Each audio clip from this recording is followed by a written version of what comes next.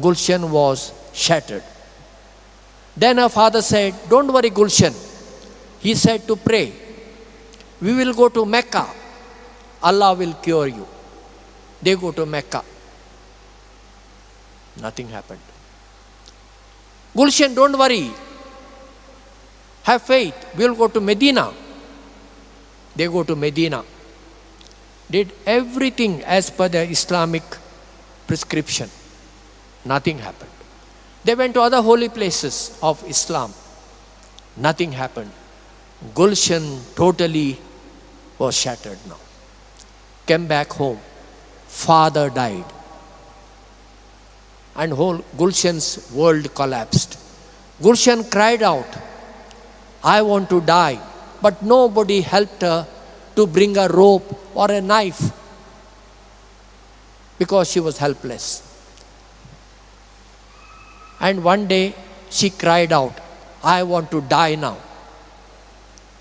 Then she heard a voice, "You will not die. I am Jesus, who gives sight to the blind, cure the lepers, cure the deaf and dumb and the lame.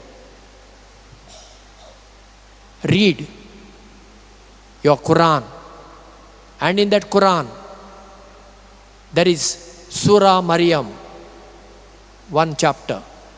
Read that and you will know who am I." Though she was reading Quran in Arabic, she didn't understand that much. Something she understood. So she quietly, with the help of her maid, managed to get a translation of Quran in Urdu. Actually, Muslims don't accept any translation. You have to read Quran in Arabic, classical Arabic. So she started to read that Surah Maryam. And then she came to know many things about Jesus. And she prayed.